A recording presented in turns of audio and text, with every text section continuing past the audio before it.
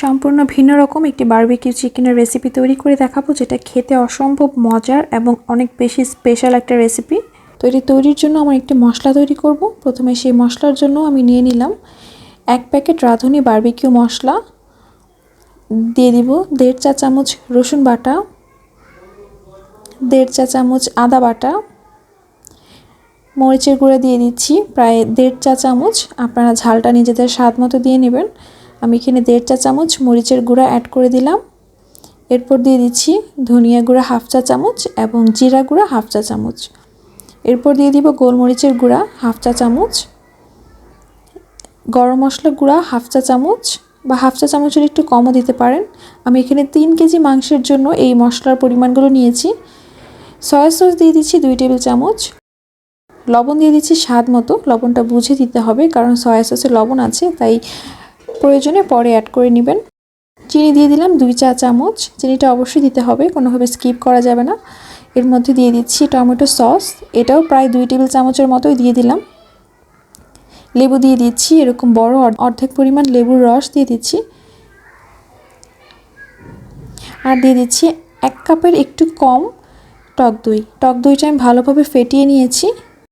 এবার দিয়ে দিচ্ছি সরিষার তেল, এটাও প্রায় 3 টেবিল চামচের মতো দিয়ে দিলাম। দিয়ে এবার সব কিছু একসাথে ভালোভাবে মিক্স করে নিতে হবে, যেন মুরগির গায়ে সম্পূর্ণ মশলাটা সমানভাবে পড়ে। এখানে আমি প্রায় 3 কেজির মতো মুরগি নিয়েছি এবং মুরগিটাকে এরকম বড় বড় পিস করে নিয়েছি আর মাঝখানে এরকম একটু কেটে নিয়েছি, যাতে করে মশলাটা মুরগির গায়ে ভালোভাবে ঢুকে যায়। এবার মুরগির সাথে সম্পূর্ণ মশলাটা খুব ভালোভাবে মিক্স করে নিতে হবে। তো আমি এটা খুব ভালোভাবে একটু মিশিয়ে নিচ্ছি, এতে করে কিন্তু মুরগির ভিতরে মশলাটা ঠিকমতো ঢুকবে। এটা খুব ভালোভাবে মেখে নিয়ে ম্যারিনেট করতে রেখে দিব কমপক্ষে 2 ঘন্টা। তো আমি এটা এখন ম্যারিনেট করার জন্য রেখে দিচ্ছি এবং এটা ঢেকে রেখে দিব প্রায় 2 ঘন্টার মতো। আপনারা যদি ভিডিওটা ইউটিউব থেকে দেখে থাকেন তাহলে অবশ্যই সাবস্ক্রাইব করবেন এবং ফেসবুক থেকে দেখে থাকলে লাইক, কমেন্ট এবং ফলো দিতে ভুলবেন না। তো 2 ঘন্টা পর্যন্ত ম্যারিনেট করে নিয়ে এবার আমি ভাজতে চলে যাচ্ছি। তো ভাজার জন্য মুরগির গায়ে যে এক্সট্রা মশলা থাকে সেটা আমি একটু ঝরিয়ে নেব। ঝরিয়ে নিয়ে এটা আমি সরিষার তেলে ভেজে নেব। অবশ্যই সরিষার তেলে ভেজে নিতে হবে, তাহলে কিন্তু বারবিকিউ চিকেনের খুব সুন্দর একটা ফ্লেভার চলে আসবে। তো এটা আমি একটি একটি করে ভেজে নিচ্ছি এবং এটা একটু লালচে করে ভেজে নিতে হবে। সম্পূর্ণ সিদ্ধ হয়ে যাওয়া পর্যন্ত ভেজে নেব। সবগুলো চিকেন ভাজার পরে যে মশলাটা থেকে যাবে সেই মশলাটা কিন্তু কেউ ভুলেও ফেলে দিবেন না। সেটা দিয়ে আমি এই বারবিকিউ চিকেনের স্পেশাল সেই মশলাটা তৈরি করব, মানে একটি ঝোল তৈরি করব, যেটা এই বারবিকিউ চিকেনের ফ্লেভার এবং টেস্ট বহুগুণে বাড়িয়ে দিবে। এভাবেই চিকেনটা উল্টে পাল্টে ভাজার পরে যখন এরকম একটু পোড়া পোড়া হয়ে যাবে এবং সম্পূর্ণটা সেদ্ধ হয়ে ভাজা হয়ে যাবে, তখন আমি এটা তুলে নিব। ঠিক এভাবে সবগুলো চিকেন ভেজে নিয়েছি। এবার আমি সেই ঝোলের কাজটা করব। আমি যেই তেলে চিকেনগুলো ভেজে নিয়েছিলাম সেই তেলটা আমি অন্য একটি পাতিলে ঢেলে নিচ্ছি এবং এই তেলের মধ্যে আমি সেই বেঁচে যাওয়া ঝোলটা ঢেলে নিব।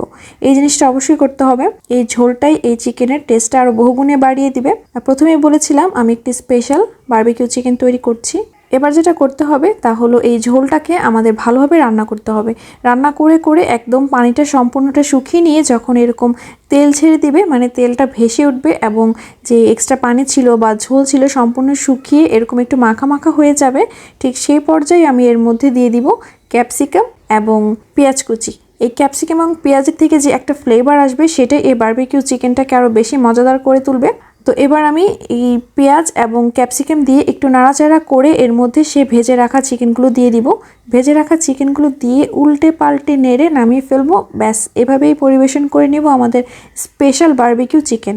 আমি বলবো আপনাদের অবশ্যই একবার হলেও এই বারবিকিউ চিকেনটা ট্রাই করার জন্য। এটা পুরোই ভিন্ন এবং খেতে অনেক বেশি মজাদার।